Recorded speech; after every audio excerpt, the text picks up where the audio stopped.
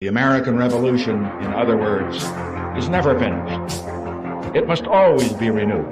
Greater love than this hath no man, than that he lay down his life for his friend. What if it's not envy?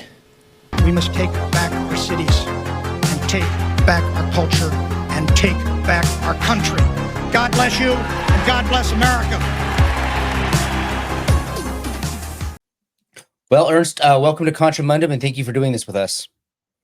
Thank you very much for the platform. I'm looking forward to the conversation. I mean, the challenge is always there, fitting in the whole South African picture into one conversation, but I'll try my best. Yeah, let's just start this off by getting a little bit of your personal background. I mean, obviously, you are South African, so maybe tell us a little bit about your childhood and what formed your own mind and your approach to what's going on over there. Right. So it's not too dramatic or epic of a story. I grew up in Malmesbury, which is a small town in the Western Cape province of South Africa, in the countryside, wheat and wine country. And yeah, I grew up there my entire life in a small town, and then I went off to study at Stellenbosch University. And after my studies, I directly started working for the organization called AfriForum, that we can get into a little bit more in regards to what we do as an organization. But I mean, that's genuinely what some of the most formative influences on my thinking has been, I think at least, has been where I grew up and who I was surrounded by. I was raised by two very principled parents in a very tight-knit community in the South African countryside, with a strong sense of identity and also a strong sense of you belong here at the southern tip of Africa. I mean, my father particularly has a encyclopedic knowledge of where our family comes from, but that's not unique to our family. A lot of Afrikaners, I think, particularly have a strong sense for genealogy. So I know exactly where my first ancestor that came to South Africa came from. I know in which street he lived in Amsterdam. I know in which church he got married. And yeah, when it comes to particularly my family, our first ancestor came here in 1688, before America was a country, and I'm the 9th generation since. All right, well, let's do this then. So for people that have no idea what's going on, they have no idea the history, maybe give us a lay of the land. Who's who? What is an Afrikaner, and where did they come from? Right. So, I mean, that's a fascinating question. It comes down to actually a fascinating question of our time in regards to who are we? I mean, it was Samuel Huntington who said at the end of the Cold War that 20th century or the post-Cold War era is going to be defined by the question, who are we? And I mean, when it comes to the Afrikaners, we've not been immune to that question. Who are the Afrikaners? Well, in short, the Afrikaners are the descendants of the predominantly Dutch, French and German settlers that came to South Africa. It is a culture that was formed here. My one colleague, Dirk Herman, always says Afrikaners didn't come to Southern Africa as Afrikaners. We became Afrikaners here, seeing as our language and our culture was formed here. Our language is called Afrikaans. It is one of the world's youngest languages. It has been spoken for a long time, but it was only officially recognized as one of South Africa's official languages, and not a dialect of Dutch, a language on its own, with its own grammatical rules, its own dictionary and everything, in 1925. So this year we are celebrating the 100-year anniversary of that recognition. And so I think that's a piece of nuance that's very important to understand when looking into South African politics, is the fact that it's not a story of black and white. It's not a story of one white group and one black group. It is actually a story of many different groups finding each other in the same place. I mean, when you look at the white population in South Africa, it's not just all Afrikaners. You have Afrikaners, you have English-speaking white South Africans, or those of Anglo descent. You have Portuguese white South Africans, Greeks, a complete diverse list of different white South African cultures in the cities. And then you also have the black cultures in South Africa that are just as diverse. Here you have the Vendas, the Chongas, the Xhosas, the Zulus, the Sotho's. You have I mean, South Africa has 11 official languages, and language and culture in South Africa go like this.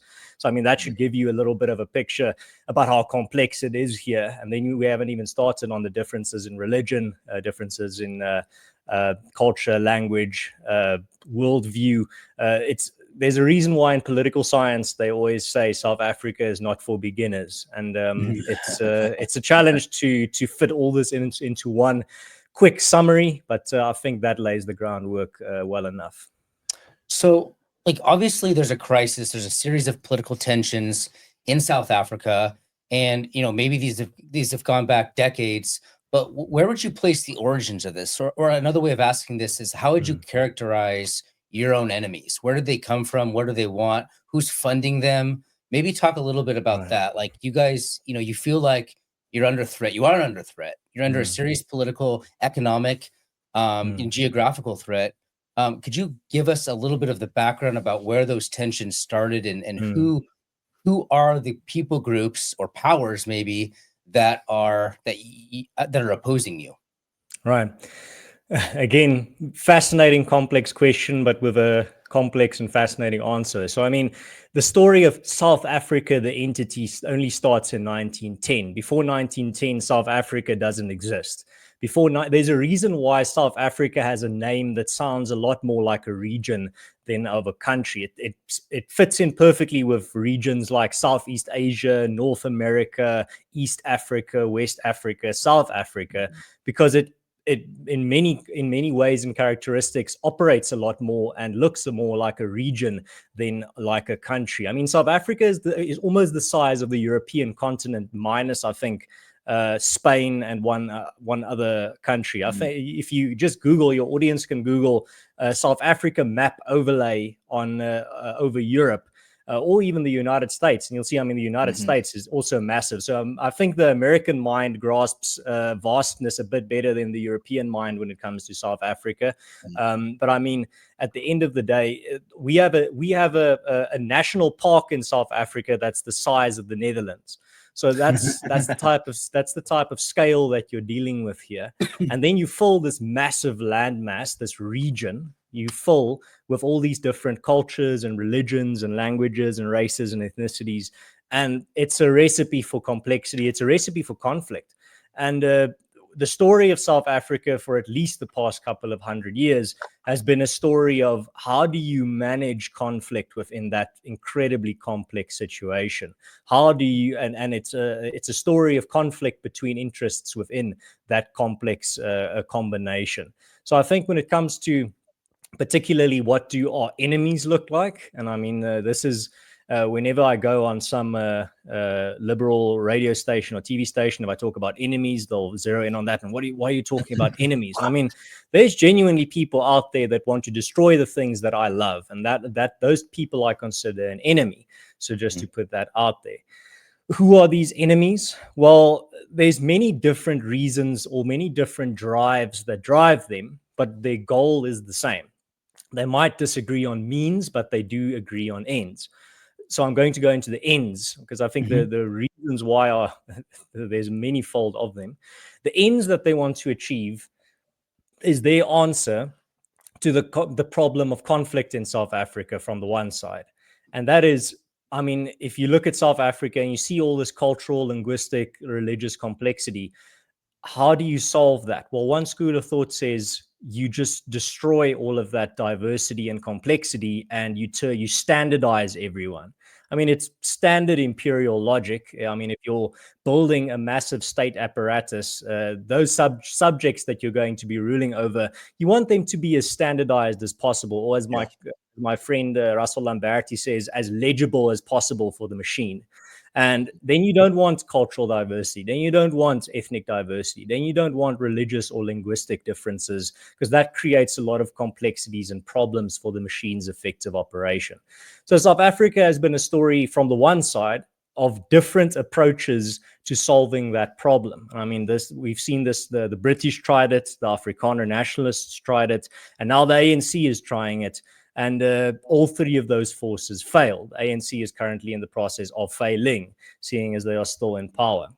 But when it comes to particularly the drives, I'm just describing one of the drives. One of the drives is this drive to solve. It's almost the same ideal philosophy that you find behind many globalist ideas of the problem in the world. The problem of conflict is caused by the differences between these groups. I mean, you've all heard the simplistic narrative. And then the childish or almost like simplistic answer to that is, well, if we remove all the differences, we standardize everyone, then we can remove that and the anomaly of conflict, and then it helps the machine operate a bit more smoothly. But as I say, the other drives are a bit less philosophical. I mean, in 21st century South Africa, one of the biggest drives behind the ANC is just pure greed and power and centralizing power in the hands of the state. There is no philosophical drive really there to solve conflict or create a harmonious society. So in the end, I mean, those I think would be the two main driving forces. The one is this philosophical approach of standardizing everyone to solve conflict for cynical reasons, often for the operation of this one of my colleagues always says it. South Africa doesn't look like an empire, but it is kind of operating like a ragtag, broken down machine of an empire, because it's trying to unite all these different forces under one artificial banner.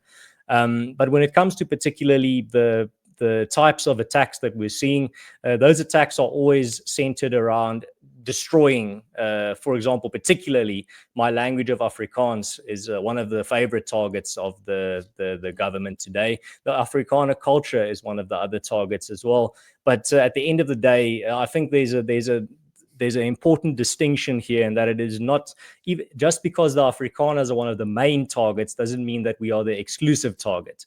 South Africa is being ruled by deracinated people with no cultural roots at all, people whose cultural roots have been severed.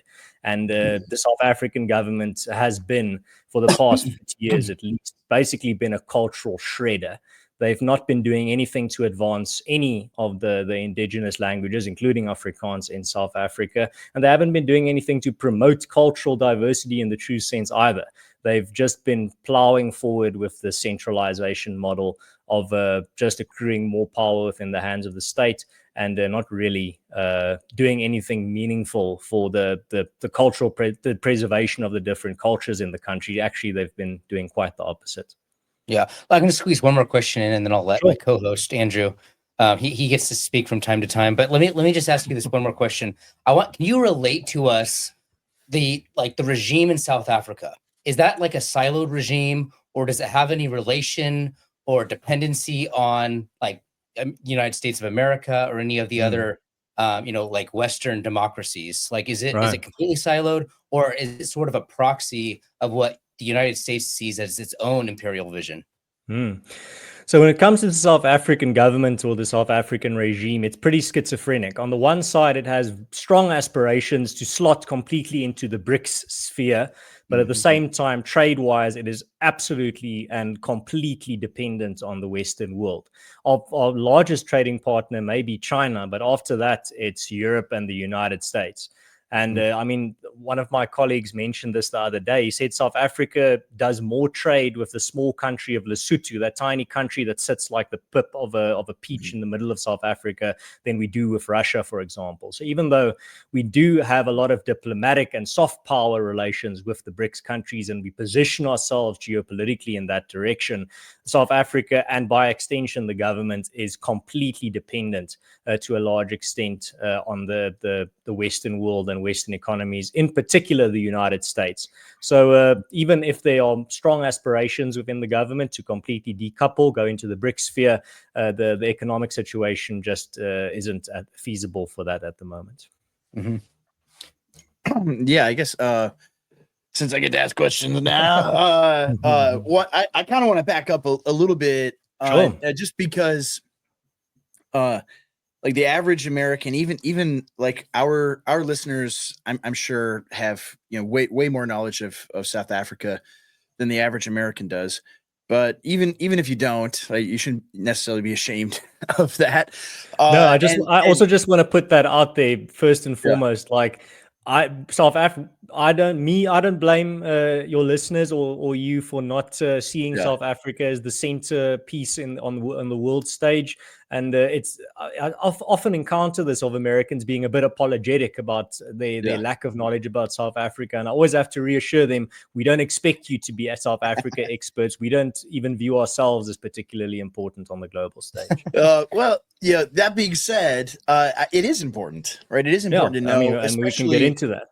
Yeah, especially because I think the similarities, and you've already elucidated a few of them, of South Africa and the United States are pretty obvious, right? Especially once I actually ask my question, and so I think, like, just to put it out there, that like most Americans, what we learned at school, if you went to public school like I did, or just from the media, is that South Africa was this backwards place where there's these divisions between white and black, where it was like Jim Crow in America, only way more violent and way more oppressive. Jim Crow on steroids. That's how they were trained to view South Africa.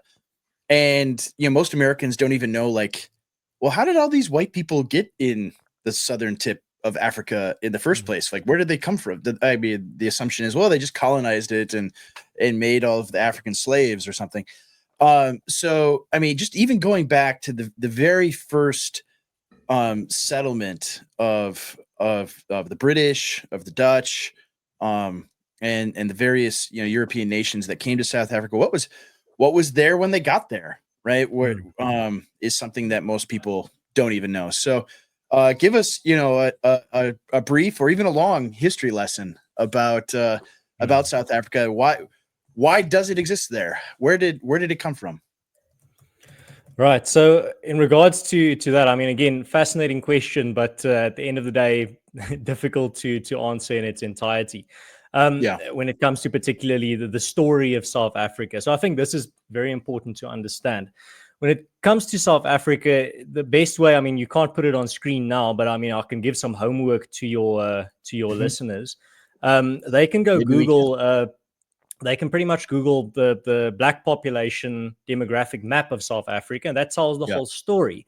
That map tells you exactly the story of South Africa, and you'll see there on that map, on the bottom southern tip, that's where the Dutch landed in 1652 to set up a refreshment station, not to colonize. I mean, a country or a region the size of Europe was not colonized and conquered by 50 Dutch sailors setting up a refreshment station. I mean, if that's a white supremacist theory, if I ever heard one, I mean, super soldiers that landed there. Wow. But at the end of the day, that's the story. It started off as just no other interest to any European power, rather other than the Dutch just wanting to set up a halfway point there on their way to the East Indies.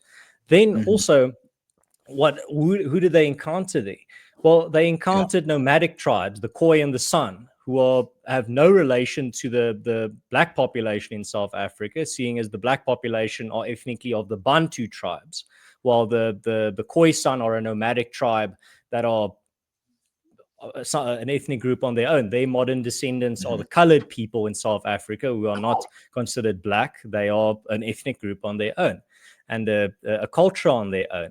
But those were the tribes that we encountered, that the Dutch encountered here when they landed in South Africa. And the Bantu cultural groups were trekking down from the north, so they were only encountered much later. So we start off in 1652. The Dutch East India Company lands at the Cape. They start their refreshment station. Jan van Riebeeck, the head of that expedition and that mission, lands here with between 50 and 80 people, and they start this refreshment station. In 1754, 100 years later, a census of the Cape settlement says that about 100 years after the first arrivals, the settler population only stands at about 510.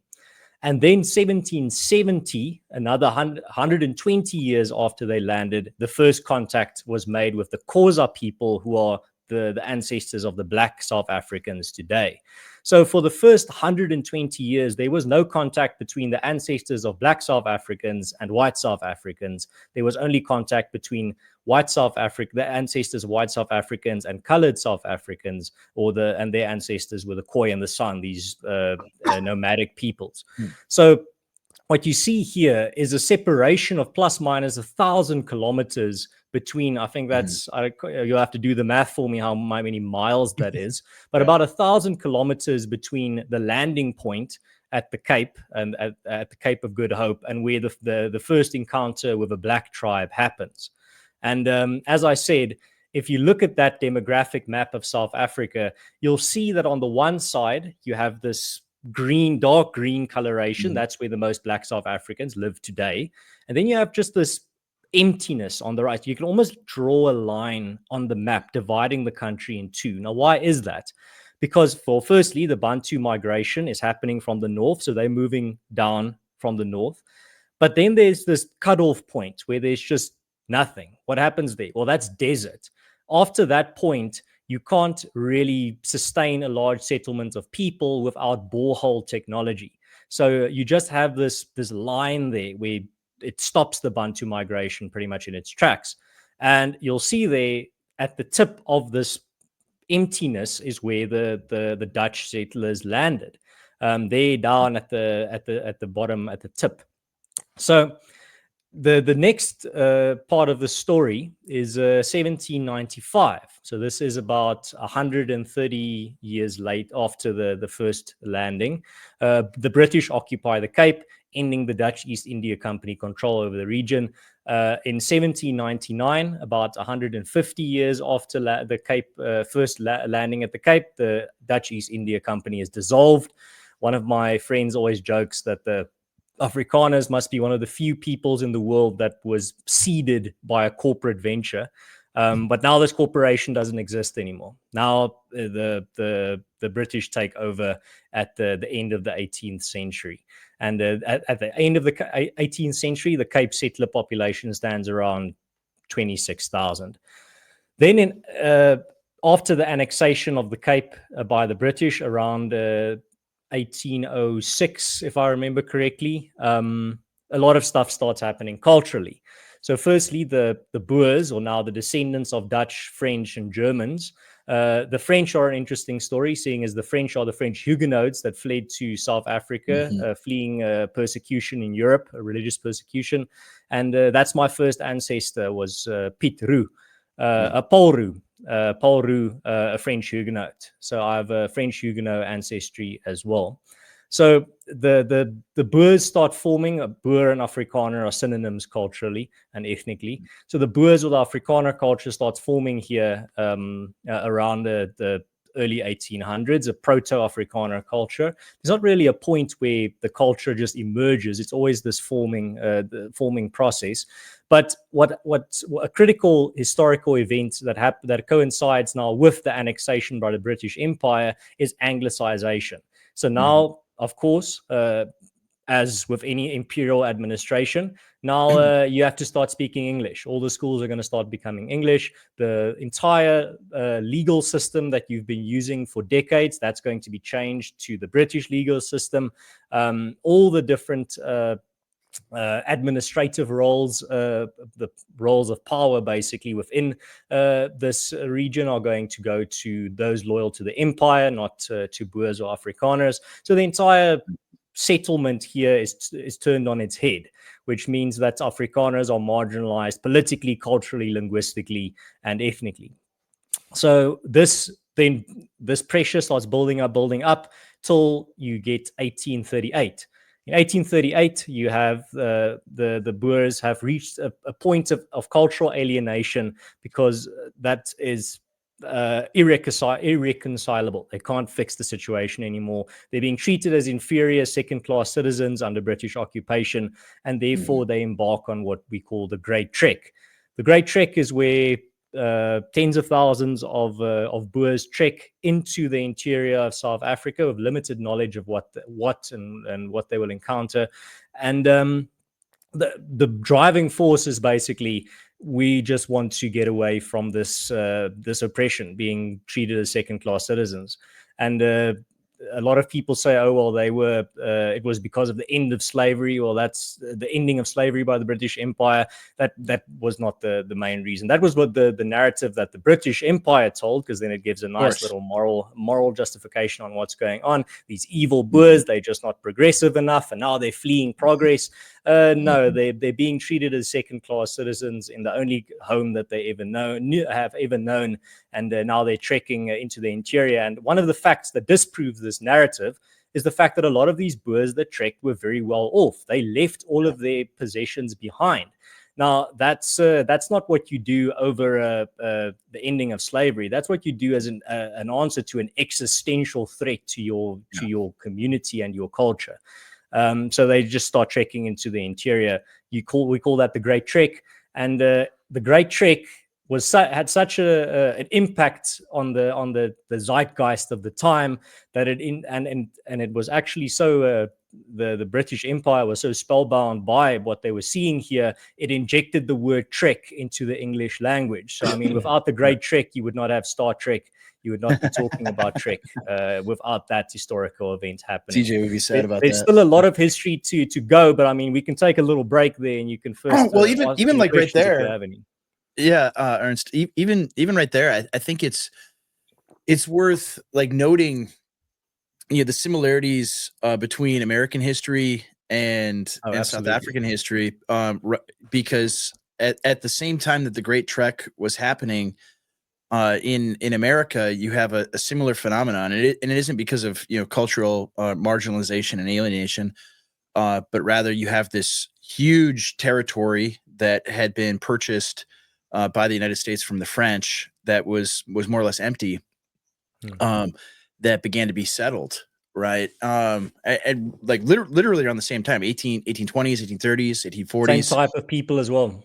Yeah, where they get into. I mean, every American child our age, if you went to public school, you had the old Apple computers, and you had the floppy disk that you put in, and if you were a good boy at school that day, you got to play a little bit of Oregon Trail and a little computer game where you have a Conestoga wagon and you go shoot buffalo. And so we're wery familiar with that period in American history, and so it's same kind of people doing similar kinds of things, and they're trekking into the unknown. Pioneers. And there are native populations there that sometimes are friendly, sometimes are violent. That there's conflict there that took place, and later, within the same time period, you have a civil war in America that also took place, at least in the West, and the South on the frontier. And that kind of roughly maps with the Anglo-Boer. Yeah, Wars. I just wanted to say the Great Trek in the next episode, on the next episode of this series, the war starts. Then that's the next fascinating episode. Yeah, so I mean, you have similar things in the United States that take place, similar types of conflicts as well, and it's this huge landmass that is not settled, at least by Western peoples. You have indigenous populations there that are very tribal and living more or less in the Stone Age, right? But you don't have Western population there whatsoever, and it's totally wide open. They're not able to take advantage of the land, all right, to do agriculture and things like that. And so I think just part of it.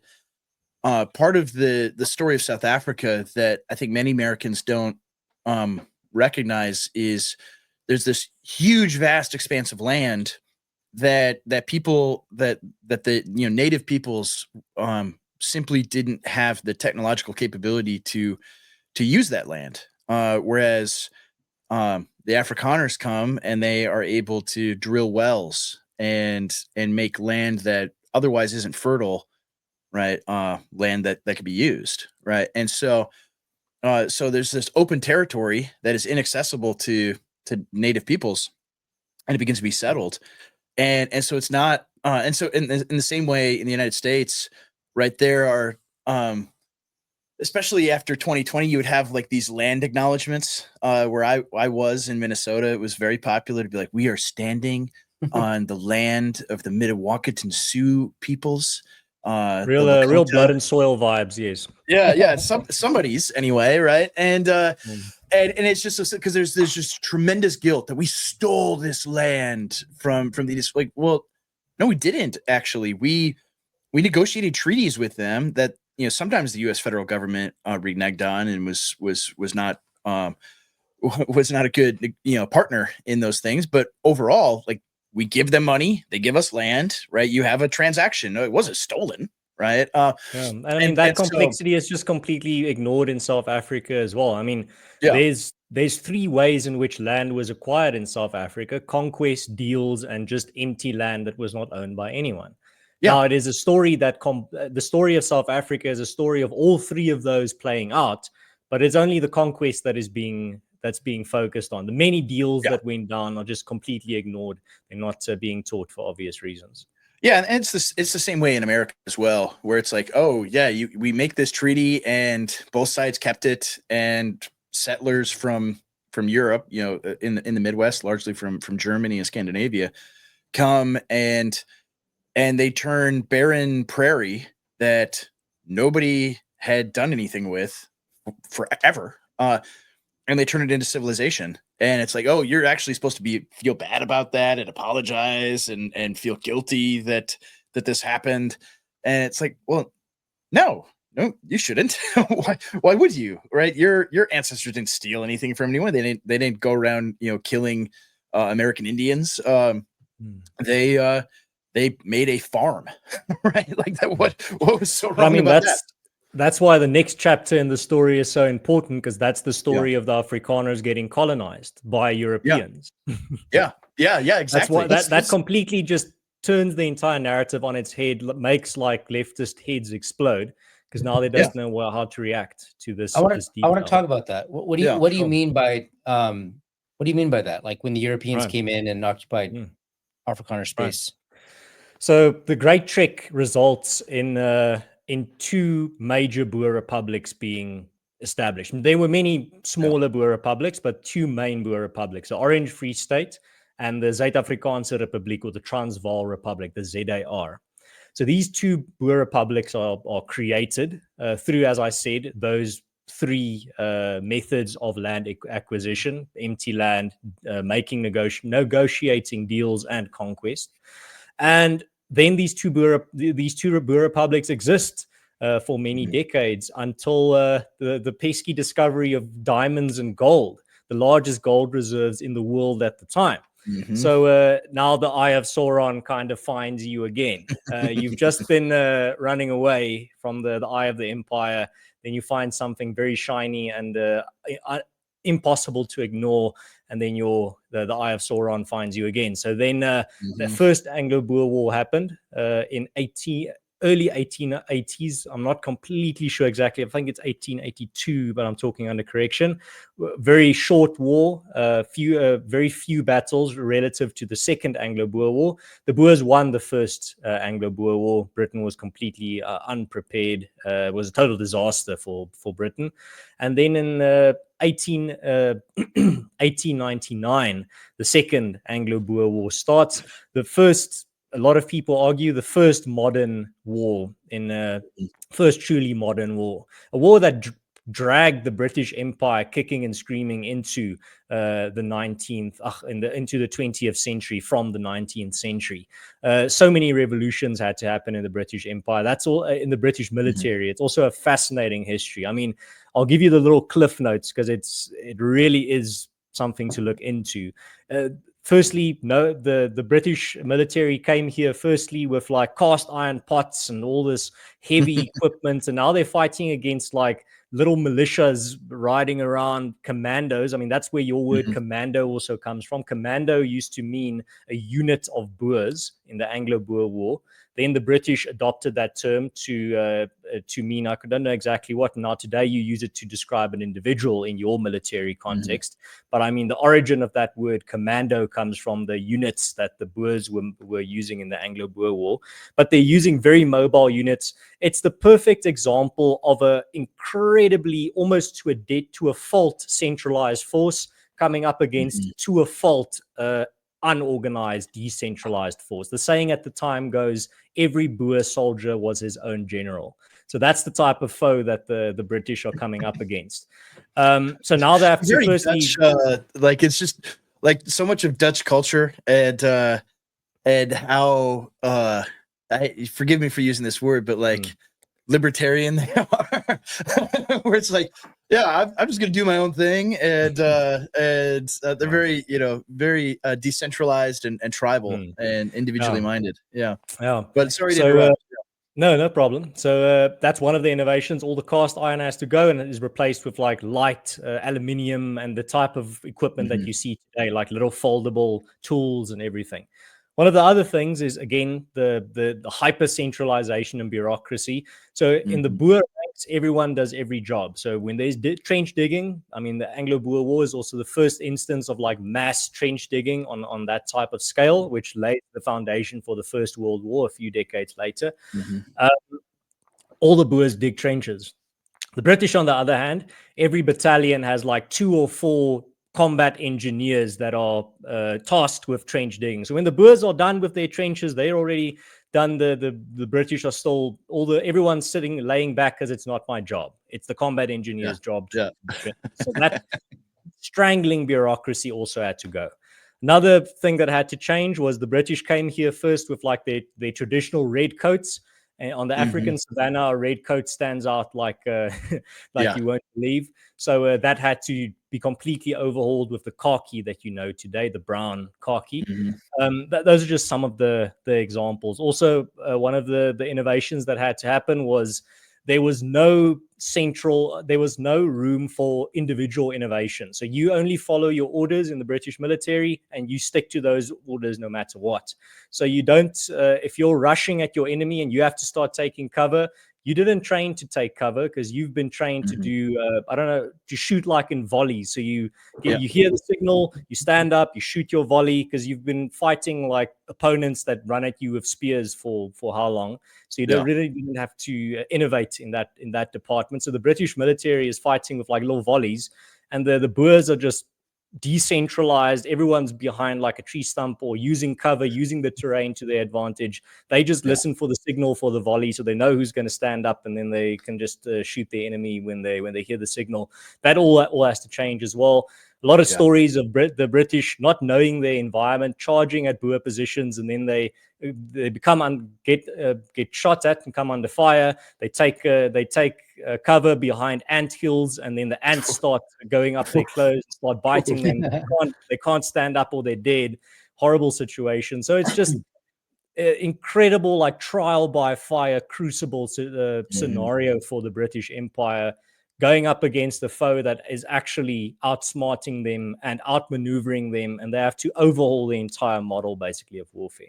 So the Anglo-Boer War, and also for those that are interested in just how much the British military had to be overhauled in this war, Jocko Willink on his podcast did 2 episodes on the Anglo-Boer War, fascinating analysis of exactly how the British military specifically had to be overhauled. So you can just search on YouTube Jocko Willink Anglo-Boer War, and you'll find the 2 episodes there.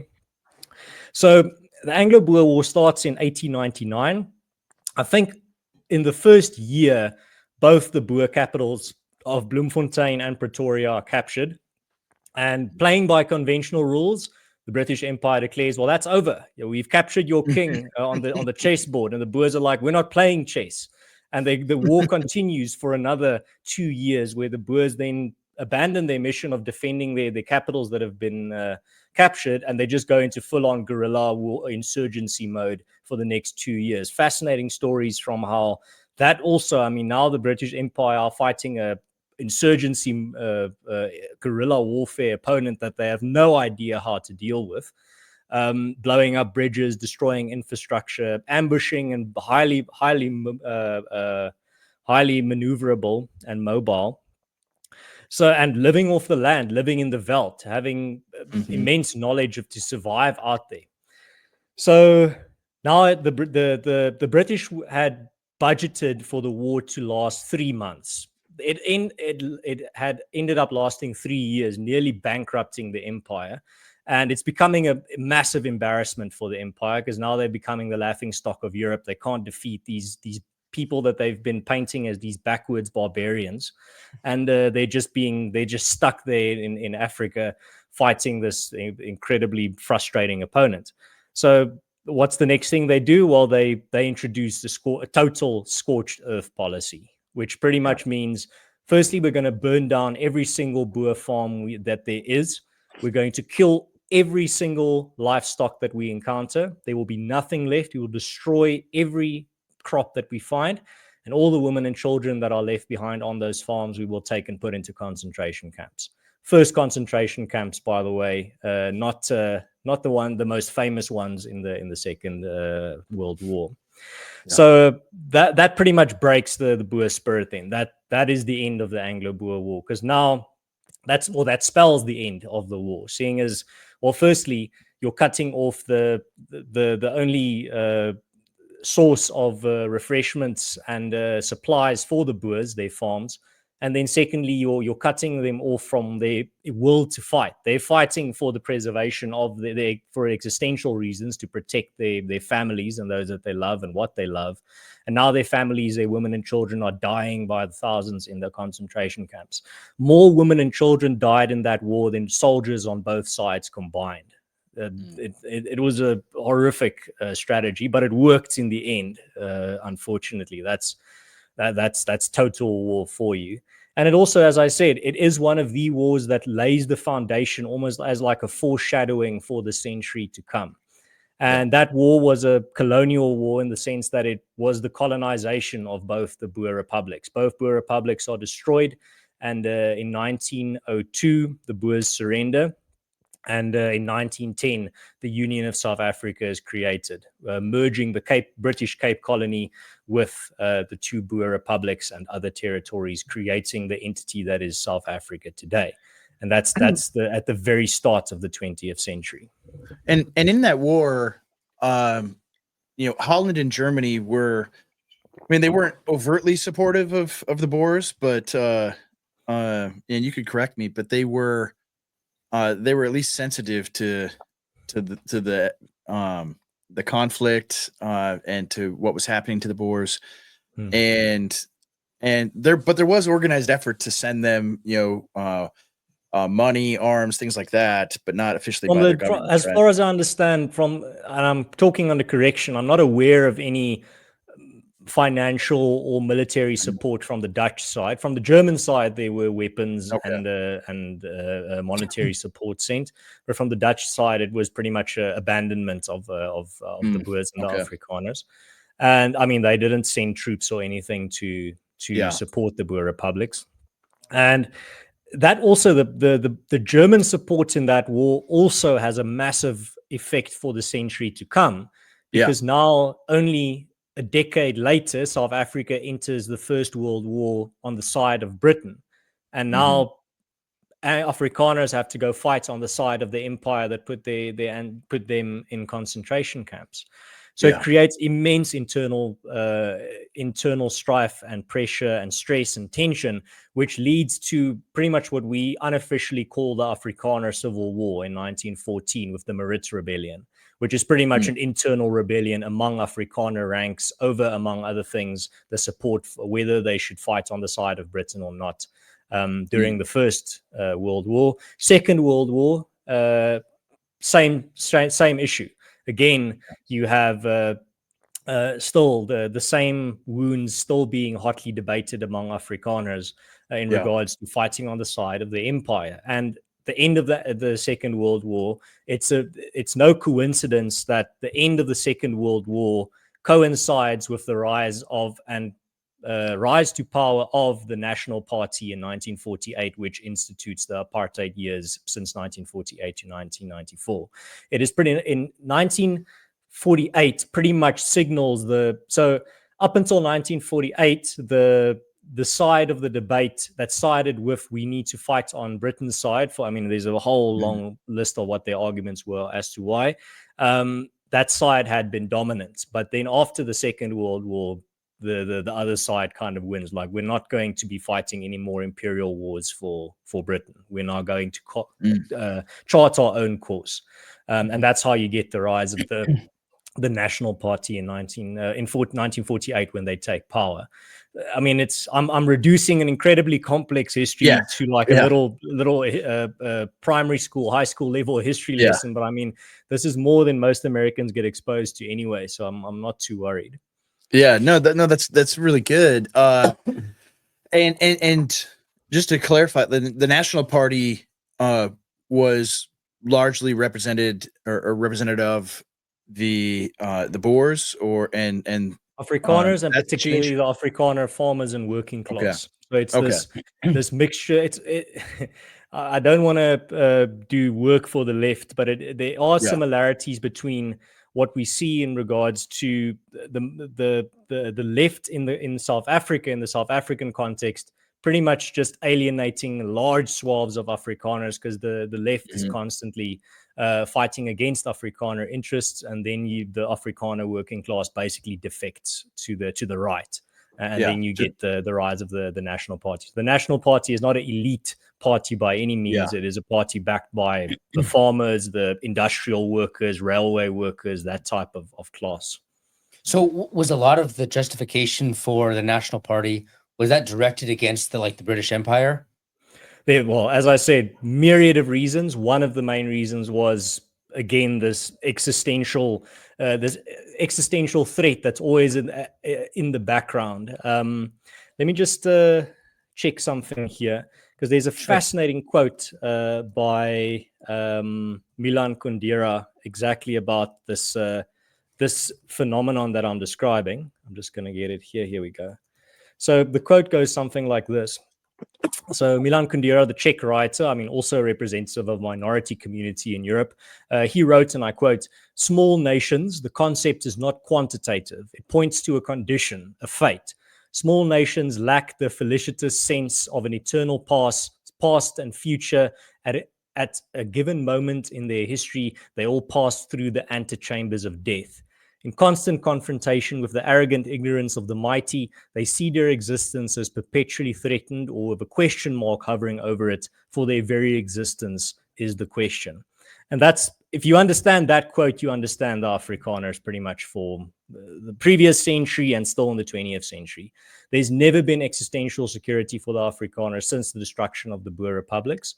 And what you see, as I say, there's a lot of complexity here, a lot of reasons, but what you see in the rise of the National Party is the rise of, again, a force that wants to give existential security to Afrikaners in a country dominated by the British. I mean, in the 1940s, Afrikaners only controlled about 1% of South African industry. That's how much the economy was British controlled, or Anglo controlled rather than Afrikaner controlled. So then what the Afrikaners did was actually not through government programs as the propaganda pretty much propaganda common knowledge states. There was a lot of initiatives. The Help Mekaar movement is the best example of that. So I'm not going to go through that history. Your readers can or your listeners can go listen for, or go read for themselves. I wrote a piece on it for both the European Conservative and for Biz News in South Africa. Help Mekaar, you spell HELPMEKAAR movement, the Help Each Other movement, or Help Mekaar movement, Afrikaners' historical self-empowerment. And this kind of coincides with the rise of the NP as well, because what you see with the National Party's rise is a rise in confidence with Afrikaners as they start stating their claim on industry in South Africa, on entrepreneurial ventures. We start building our own industry, not like the ANC does today, where they try to expropriate or other industries, or force industries through their racially discriminatory policies to serve their agenda. Afrikaners didn't try to force British industry to serve Afrikaners. They just built their own. Said, okay, well, there's no major Afrikaner what do you call it, insurance company. We're just going to start an Afrikaner insurance company. There's no major Afrikaner funeral service or like funeral bond service. We're just going to start an Afrikaner one. There's no major Afrikaner media organizations. We're going to start our own Afrikaner media organizations. We're going to not ask for a seat at the table in South African industry. We're going to force our way into South Africa's industrial sector by our own means. And that's pretty much the story of the early 20th century, is Afrikaners slowly but surely staking their claim on industry in South Africa after being completely just economically dominated by the Anglo population in South Africa in regards to industry, mining, production in regards to specifically industrial production. So that's one of the key aspects of the first half of the 20th century, which then ends in 1948 with the rise to power of the National Party, which then takes over.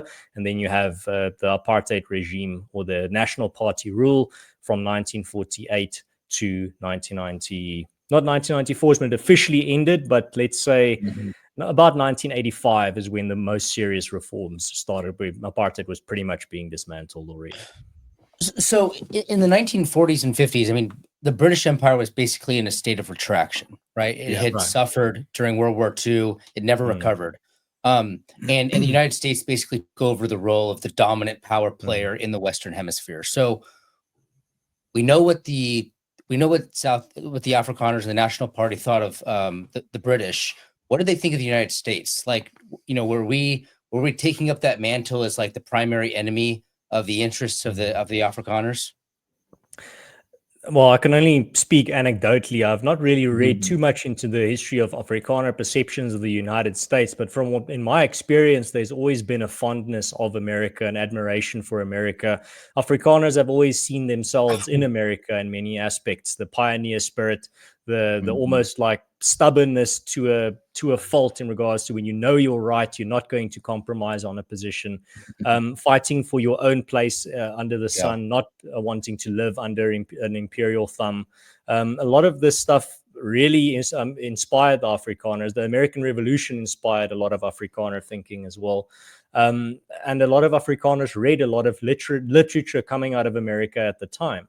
So I think the sentiment was a lot more positive overall. But as I said, I haven't really dug deep into the lore of that particular aspect of Afrikaner issue. From what I've read and from what I've experienced, there's been a lot more fondness from Afrikaners for America than, for example, for Britain or for France or for the Netherlands or whatever. Well, I mean, it's interesting when you're talking about the guerrilla tactics, during, as they were confronting the British Army. I mean, it sounds exactly like the American Revolution. Yeah. Just the fact that they were very ordered and structured, and they just had no idea how to deal with soldiers at random places throughout the forests and the farm boys. Know the environment, know exactly how to do warfare or how to fight in that environment against a completely just like inexperienced in that scenario or that context foe.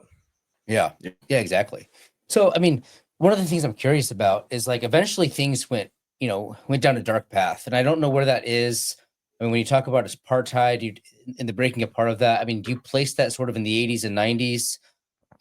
Maybe talk a little bit about what comes next after the National Party, faces its own fatalities.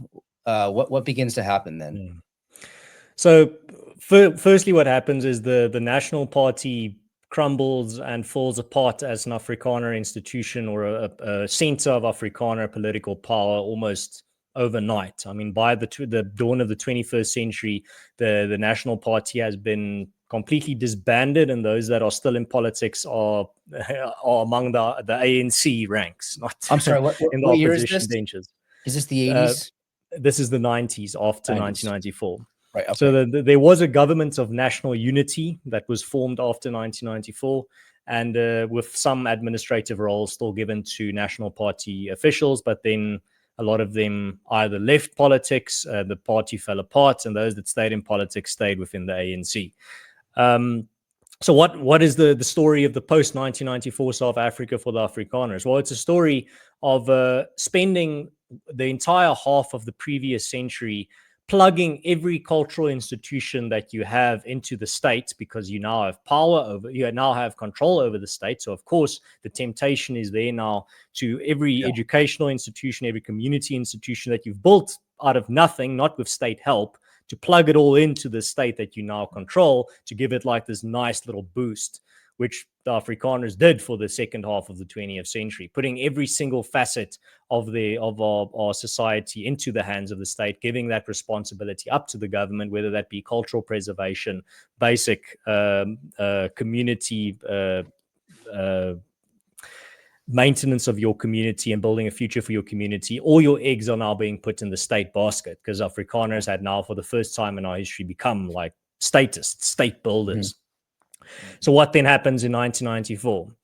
You lose control over that state machine, that very powerful state machine that you've built, a state that had developed its own nuclear weapons, and you lose control over that state, and then that state starts gradually being weaponized against you. That very machine that you meticulously built over decades, the very parts that you built for that machine start being weaponized against you, to discriminate against you, to marginalize you, to target you. And that's the story of post-1994, with no real political party representing Afrikaner interests. There have been many political parties over the years that have tried to capture the Afrikaner vote, but it's never been successful. It's always been split between many different parties. And Afrikaners, by 2025, Afrikaners have lost a lot of faith in political parties and the party politics system as a real vehicle for bringing about change, because it's just been 30 years of the same trajectory. So how do Afrikaners respond to this loss of power? Well, you're a micro minority. I mean, so firstly, the white population in South Africa is about 4.5 million in the 21st century. Census data is difficult to come by, new census data, because the government does census data and the government can't keep the lights on. So of course it can't do a census. The last decent census was done in about 2011. So I'll go on those numbers. So the white population is between 4.5 and 5 million. And of that 4.5 million, about 2.7 to 3 million are Afrikaners. So Afrikaners are a majority within the racial minority. But at the same time, the white population is like 5% of the total population. And Afrikaners are like 3% of the total population. So you're a micro minority linguistically, culturally, racially, ethnically. What are the dominant ethnicities? Who else is there? Well, there's so many of them. The most dominant one would be the Zulus, but they're not a majority. They're the largest language or culture, but still technically a minority. Then it's the Xhosas. Then it's the Afrikaans as a language. Then, but that includes the colored population as well. And there's many different other black cultures as well. So there's no ethnic majority in South Africa or cultural or linguistic majority. It is pretty much a collection of different minorities at the end of the day.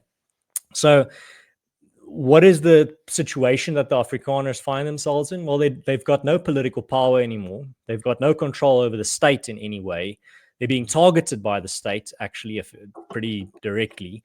And what do you tell that type of community? Do you just tell them vote harder? Well, how can a 5% or a 3% minority vote themselves out of this situation? No, the party politics system this is interesting though. So Afrikaners don't stop voting. This is also something that's important to take into account. Afrikaners still, even in our last election, 2024, went to the polls in disproportionate numbers compared to some other groups in South Africa, other cultures, or other ethnicities. But at the same time, what's happened is not an abandonment of democracy or voting as a mechanism for change. All that has happened is a diversification of the change-bringing portfolio. So rather than putting all of your eggs in one change basket or one means basket, they've just been diversified. So in what directions have they diversified? Well, you see the rise of the solidarity movement, which AfriForum is part of, which then now brings us to my job and what I do. So AfriForum, well, firstly, the Solidarity Movement is a collection of 50 plus Afrikaner institutions and organizations that each specialize in a particular field. So you've got, for example, AfriForum, which focuses on constitutional rights and community organization and community safety structures. Then you've got the Federation of Afrikaans Cultural Organizations, the FAK, which focuses on heritage and cultural preservation. Then you have the Soltech, which is our private technical Afrikaans technical college campus that we built, that we crowdfunded. So I'll get to that now. Then you've got Academia, our private university. Then there's Help in the Hunt, Solidarity Helping Hand, which is our community-based welfare organization. Then there is we've got a Canton, which is our private construction company. So that's just some examples, but there's 50 of these different institutions that all focus on one element that's like specializing. And I work for the component called AfriForum, which focuses on constitutional rights, minority rights, and community-based solutions. So the Solidarity Movement starts really gaining momentum around 1997, and the AfriForum, the Solidarity Movement starts off around Solidariteit, which is a labor union, but not a labor union in the leftist sense, a labor union out of the Christian tradition of labor unions, a history of labor unions that I think Americans need to start looking into again. I think there's a fascinating history there. So Solidarity starts off, Solidariteit, as this labor union, and they realized that they want to expand. So they found AfriForum in 2006 to focus on particularly those things that a labor union just would be spreading their resources too thin. So AfriForum, over the years, it is built on a membership model. So you become an AfriForum member, and you become a member by giving a monthly donation. So in 2025, AfriForum has about 315,000 members, and each of those are a donating member. And then you take into account that AfriForum is an explicitly Christian organization, explicitly Afrikaans organization. It's not just an organization that tries to be something for everyone. So our market of supporters are particularly Afrikaners, but not exclusively to Afrikaners, seeing as many minorities in South Africa, particularly white English South Africans, also see the good that we do for minorities and therefore support us as well. But the vast majority of our members are Afrikaners. So to gather 315,000 members out of a pool of 2.7 million people is pretty impressive. And taking into account that you only have about one member per family, so a husband and the wife and the children aren't all members. It's usually the husband or the wife that is a member. I would say it wouldn't be outrageous to say that's about 300,000 families rather than 315,000 members. That's a large portion of Afrikaners. And the community. So what AfriForum does is provide an alternative to the party politics system that has failed Afrikaners over decades by our motto, which is ons sal self, we will do it ourselves, which means that we take up as many responsibilities as possible from the failing state, and we build a future for ourselves in South Africa based on filling that vacuum. So South Africa has, and we can get into that now if you want, but I mean, South Africa is the story of two trends in the 21st century. On the one side, it's the perfect case study for a state that is chronically losing capacity to govern and capacity to function in basic ways, like keeping the electricity on, providing fresh water, fighting crime, stopping crime, maintaining infrastructure. It's creating this massive vacuum. And on the other side, South Africa is a case study for the trend of what happens when that vacuum is created. Now, that vacuum can be filled only by two factions. The vacuum that is created can be filled by the good guys or the bad guys. The bad guys are organized crime. The good guys are communities that organize. So South Africa is simultaneously this great case study for communities organizing and fulfilling government functions, but also a hotbed for organized crime, both due to this vacuum that has been created. And it's within this context that AfriForum operates as a community-based solutions organization. So are you trying to carve out a way of doing politics within the overall state or area of South Africa? Or are you trying to create more of a parallel society, like where you actually don't need state involvement at all? You're just trying to do things your own way for your own people and be self-sustainable. Like, how does that fit politically? And I guess the follow-up is, what does the regime think of that? Like, how hard are they being on you? Right.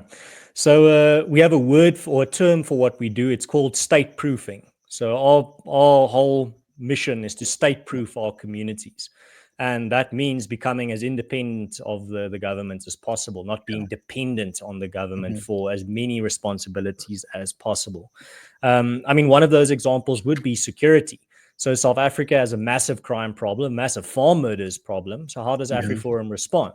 Well, we just set up one of the largest, if not the largest, I'll have to go check the numbers, community-based security network on the African continent, with over 177 neighborhood and farm watches all across the country.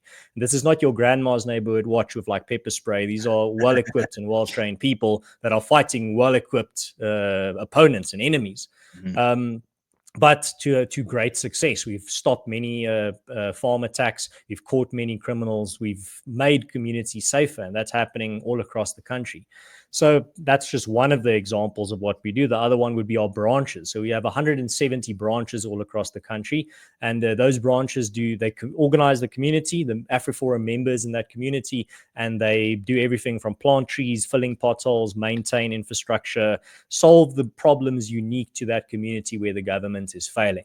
Your question, what does the government do about it? Well, there's not a lot they can do, because nothing we do is illegal. Everything we do is perfectly legal, and we make sure that it is.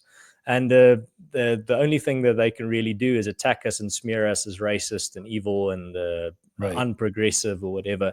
But they really don't have any weapons in their arsenal to use against us, because we have, for example, through our neighborhood watches, we have a very good relationship with local police stations, seeing as the politicians might not like us, but the local station commander at the police station is completely overwhelmed, underfunded by the government. He's just happy that there's a neighborhood watch that's there to help them. So we've got very good relations on the ground, even with representatives of the government at the end of the day. It's really, the problems only really come in there at the top brass, at the top level of government.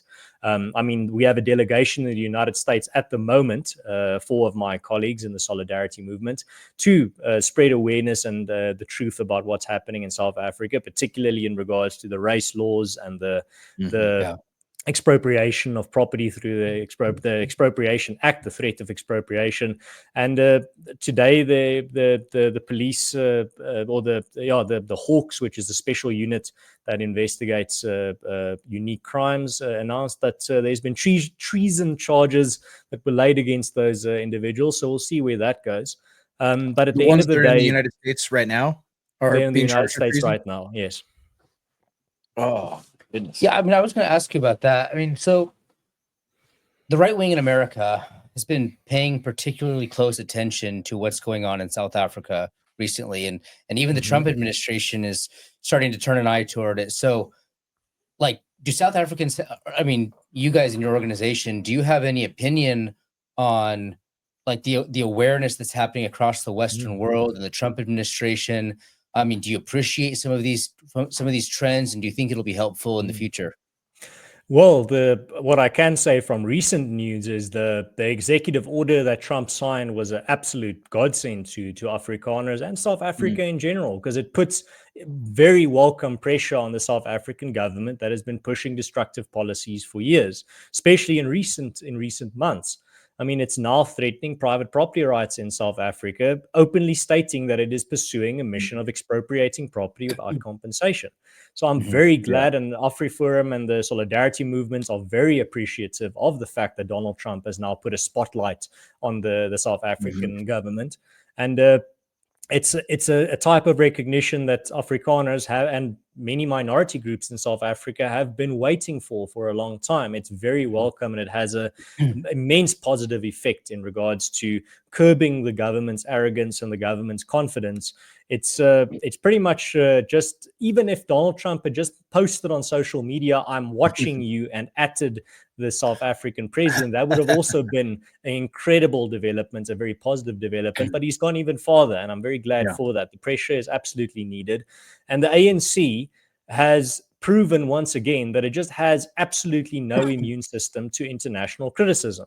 because for decades as a ruling party, it was the red carpet was rolled out for them. They were the model 21st century ruling party. They are these freedom fighters. They can do no wrong. Everywhere they visit, they are celebrated.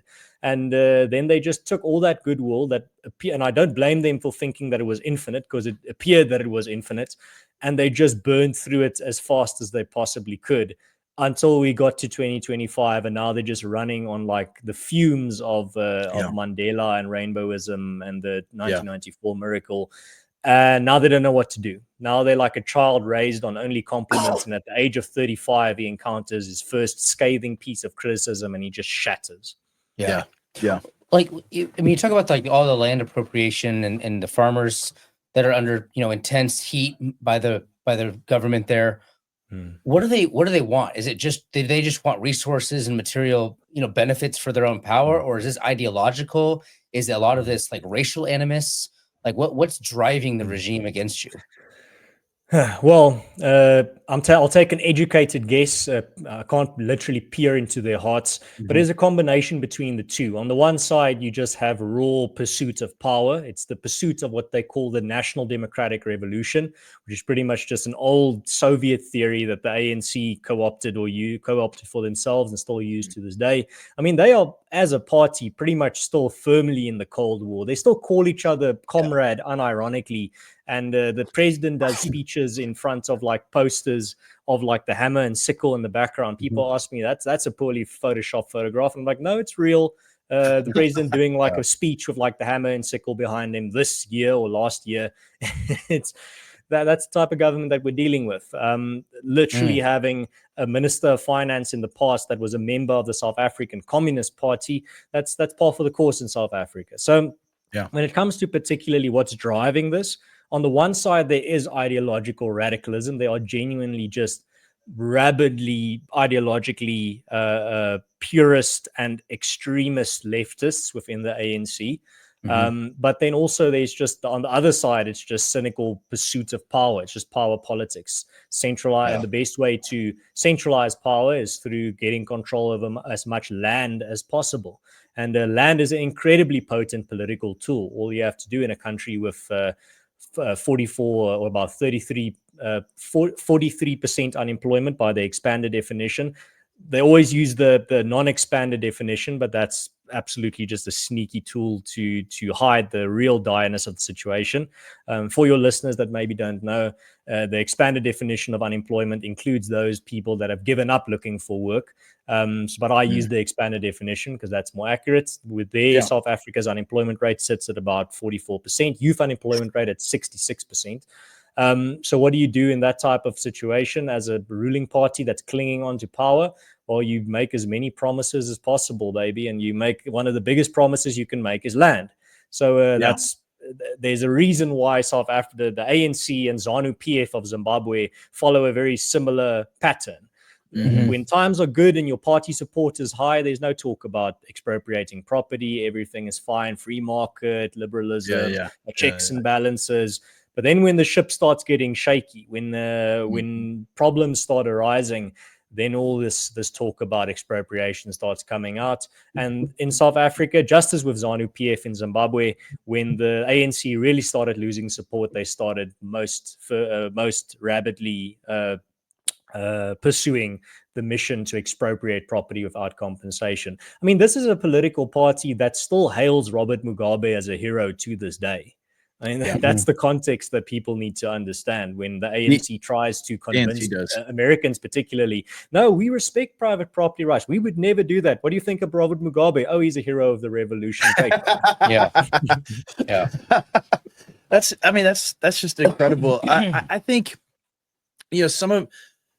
just thinking about like AfriForum and the solidarity movement and the things that you guys are doing, if I were to try to explain, the situation in South Africa, and what you all are doing, I mean, to an American, the standard American evangelical,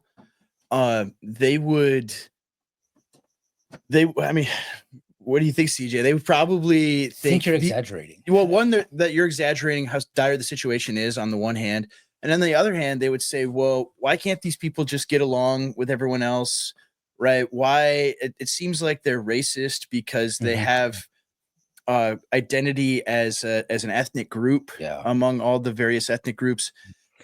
Because in America, identity for the majority is completely forbidden, right? It's all but illegal to think in those terms in America. I mean, even if you just think of yourself as an American, right? And as part of the people that is America, that people lose their minds over that. If you think I care about America first, right? I care about Americans more than I care about tens of millions of foreign people coming to our country, or more than I care about Eastern European border dispute, right? Like no, you're not allowed to think in those terms, right? You have to think of yourself as a citizen of the world, that you have no particular identity, that you have no particular cultural heritage. And so saying, well, no, there's this people called the Boers, called Afrikaners, that have their own particular language, they have their own centuries old history together, and they want to preserve themselves as a people. Well, many Christians will say, well, that's just sinful, right? You shouldn't have that as a goal, to preserve yourselves as a people. That sounds fascist and evil. But I think it's a good case study that breaks through those mental fortresses that people have in their heads, that those things actually aren't bad, right? Why shouldn't Afrikaners continue to exist as a particular people into the future? And just firstly on that point where you said a lot of your Americans might listen to what I'm saying and say, oh, it can't be really that bad. I'll share this with the audience. CJ already knows the first recording we had to postpone because the copper cables in our area that provide the power had been stolen. So we had almost 24 hours of no power. That's on top of rolling blackouts that we still experience as well. So that's how you know I'm the real deal. I don't only live in I don't only live in like the literal heart of darkness time zone, straight down the middle in Africa, Central Africa time. I also have to tell people that want to do an interview with me, sorry, we're going to have to postpone because the copper cables that feed the power station had been stolen. But then also that point about Christianity, I mean, Ernst van Zyl, one of the greatest Afrikaner philosophers ever, had a fascinating or great way to sum it up. He said that every people, every language, and every culture is a unique instrument in the orchestra of God. And there are people out there that want to reduce the orchestra of God, of humanity and all its different diversities and differences into just a single lonely flute. And that is evil. That is unchristian, not the wanting to preserve the orchestra. Yeah, that's a great way to put it. In fact, that actually leads to my, our final question is, people are very curious about what's happening down there because it seems reminiscent of what's happening to America. I mean, this mindless pursuit of a deracinated people where you don't belong to any past. You are just an individual and you belong to the state. I mean, that's the model of the 21st or the late 20th century, I guess, is the model, because the 21st century is actually correcting itself, I think, a little bit. But what are some resources that people can look to or Google if they want to find out more about the history and present character of the struggle? So there's many people that I can recommend. A lot of them, unfortunately, behind a language barrier. A lot of them only writing in Afrikaans. But there's one that also writes in English you can find interviews with him on YouTube as well. His name is Professor Koos Malan. So Koos Malan, I'll put it in the private chat as well. It's KOOS space. Sure, I'm going to put some of these in the show notes. We'll link we'll link these. So that name, Koos Malan, Professor Koos Malan, who is one of the most fascinating and incisive writers and thinkers of our time. That's, God bless, still alive. And his work today, I would definitely recommend. In regards to particularly, he has this theory of the coming deserts of disorder. And in South Africa, he says, is devolving into a desert of disorder that will also contain oases of order. And if I had to recommend one writer that's not behind a language barrier, it would be Professor Koos Malan. And he mostly writes on the website called Politics Web. You spell it like you say it, and one word. So www.politicsweb.co.za, and just go look for Koos Malan. You can even Google Politics Web Koos Malan, and you'll find a lot about South Africa there. Just dive in there. You don't have to read chronologically. You can just start reading what he has to say. Fascinating thinker, and I would say that he's my recommendation if you want me to give your listeners some homework. I also did a great interview with him on my channel multiple times, but that's that you can go read his writing rather than just listen. Yeah. I mean, I think that's most of our questions. I mean, I guess maybe Andrew might have one more, but I mean, other than resources that people want to know what's going on, what do you think the future is? Like, are you optimistic, or do you feel like there's some sort of darkness and intense struggle that you have to go through first? That's difficult. On the one side, South Africa has never really been stable and peaceful. It's always been this hotbed of conflict.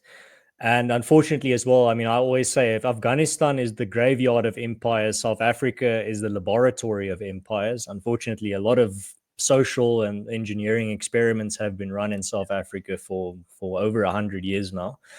But what does the future hold? Well, the future belongs to those people. The future belongs to the builders. The future belongs to those people that are able to become state-proof, to build effective defense strategies against those powerful Saurons out there that want to encroach on their autonomy and on the idea of having their destiny in their own hands.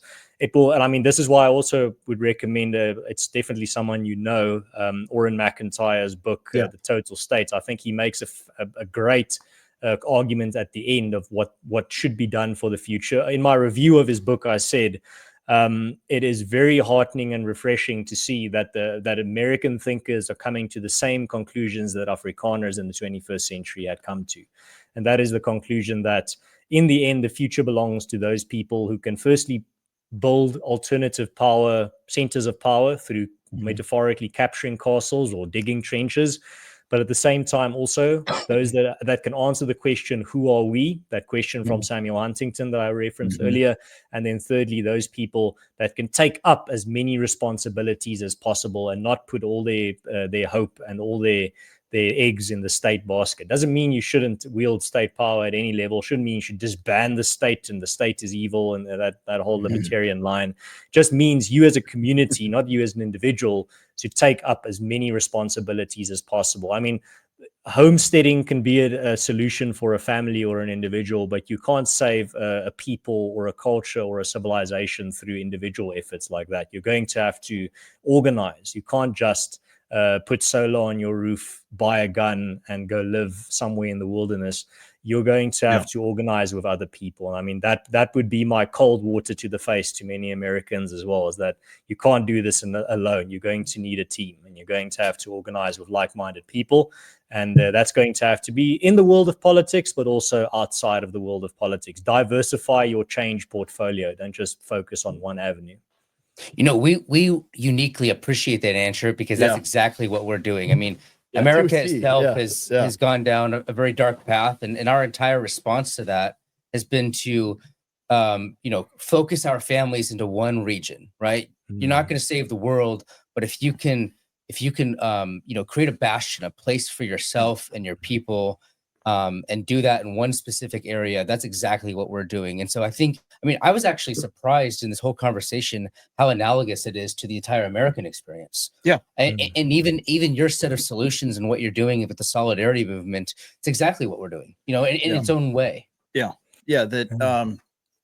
It's funny hearing you describe, AfriForum and the solidarity movement and thinking like, oh, that's kind of a lot of the stuff that we're at least, and in a different context, of course, but very similar to the things that were not only geographically coming together and trying to build things in a more local and regional sort of way, but also demographic concentration. But also the state proofing sort of thing where I think the experience of 2020, at least here, I mean, maybe it was similar in South Africa, but here, Difference is in South Africa, we have an incompetent government. So there was a lot of tyrannical ideas, but not so well executed. Yeah, and ours is unfortunately it's not competent either, but by comparison, way too competent. Your government can keep the lights on, and your post office works. So far, not in California as much, but no, it is, and so trying to have a wide thing, and so much of it, you know, just even being in kind of the thing that's called Christian nationalism or whatever. You know, people try to reduce it down to like party politics or like, oh, are you gonna have a political party or something like that? And it's like, no, it's more about getting Christians to think about the world, about our duties to our families and to our communities and to our nation in a way that isn't framed by post-war, you know, globalism and liberalism. And to think through in that way, like it's like your state proofing, where it's like, oh, well, we could do all of these things. We don't need to rely on anyone else to do them for us. And that same sort of self-resilience that the Boer people have, you know, as a hallmark of who they are, that's a commonality that Americans share. Is I don't want to be told, you know, what to do by some big powerful entity, and I want to be free, right? I want to do my. I don't want to be reduced to just gray goo. Yes, yeah, that we are unique. We have a history. We have a heritage that we are proud of, and that we're not just this deracinated global citizen living in an economic zone that's defined by his favorite music and his favorite film franchise. Yeah, exactly. All these corporate identities, but nothing real. I mean, that's pretty much what happened. And I mean, we get that question as well. I mean, what you're talking about there also resonates here, where people ask, but why don't you start a political party? And I'm like, if you're asking me why AfriForum doesn't become a political party, then you underestimate our ambitions. Yes, that's right. Yeah. That's it, precisely. Like I in a lot of ways could care less about the political parties and things. It's extracting people from even thinking about politics in those terms, or what political engagement or activity isn't just simply going and voting. And I think the future, you know, I don't want to, you know, answer the question for you that CJ asked, but I think the future favors decentralized movements. That the giant mega state is a technology of the 20th century that is on its last legs. I mean, and that might mean another century or two before it's gone. But you just look at technologies and forgive me, CJ, but like AI and drones and things like this, where I mean, imagine if the Boers had drones in the Boer War and how it would have turned out. You know what I mean? Like the ability to a decentralized force being so advantaged versus a centralized force. Yeah, what you're pretty much describing is force multiplier technology. Yeah, absolutely. And so I could envision a future in which there are little micro states of Boers all throughout South Africa that have their own, you know, nuclear reactors and their own industry and 50,000 drones that surround it to protect it. Like I can see things like that regard. You know? In that regard, I would recommend you talk to my friend US Strydom, the head of the Urania movement. I can get you in touch. They're pretty much doing that with their state-proof community in a concentrated area. And I mean, the famous line goes, it started as an opinion piece, but it's now become a line that complex systems won't survive the competency crisis. Well, luckily for us, the state is a complex system. Very complex. Yeah. Same thing happening here, unfortunately. Well, Ernst, we appreciate your time, and I learned a lot, and I'm going to have our producer Gary reach out if he has any questions about all the different resources that you mentioned, you know, the websites, and you know, like the books and the individual that you Koosmil on. So we'll get all that together. We'll share it with our crowd. But question, it should be quick. Can this always happens. Yeah, I'm sorry. I know C just wanted to wrap up, but can Americans donate to AfriForum? Do you have to be Do you have to be from South Africa? Yes, Or? you can donate to AfriForum. You can also become a member of AfriForum. It's a new feature that we added just this year. And the way you can do that is to go to the link that I'll give to you that you can put in the description for anyone that wants to support state-proof solutions in South Africa. Well, that's good. See, that's my shortest question I've ever asked in my That's life. impressive. So, thank you, Ernst, so much. Yeah, that's it. That's all we have. Yeah, well, Thank you. Thank you all for watching, for listening. And if you have more questions about South Africa, We're going to do more of this. Oh, yes, absolutely. We want to do like a whole series on South Africa and Rhodesia into the future. But you should let me know. I've got a lot of people to suggest that you can have on as guests on that. Oh yeah, we're gonna lean on you a lot. Don't worry. Where can people follow you on Twitter? You are at. Okay, so on Twitter or X and YouTube, you can follow me under Conscious Caracal. That's my brand there. I post under that name. And on YouTube, I do interviews also on my channel called Conscious Caracal. I do interviews with people both from South Africa and abroad that I think on topics that I think are relevant, not just to South Africa, but the wider Western world. So I don't do a lot of current events analysis. I'm not going to do a video or a conversation on the latest gaffe of Zelensky in an interview between Trump and in a chat between Trump and JD Vance, even though that will be it was very entertaining to watch. That's not what I do on my channel. I rather talk about topics that will be relevant in 3 or 5 years still, and topics that are both relevant to my South African audience and my international audience. Okay. Oh, very good. Well, thank you so much, and thank you for all of you who have watched and listened, and check out all the links if you want to know more. Thank you very much for the opportunity. And as I said, don't just all the facts and things that I said in this show. Don't just believe what I say. Go research and check it out for yourself.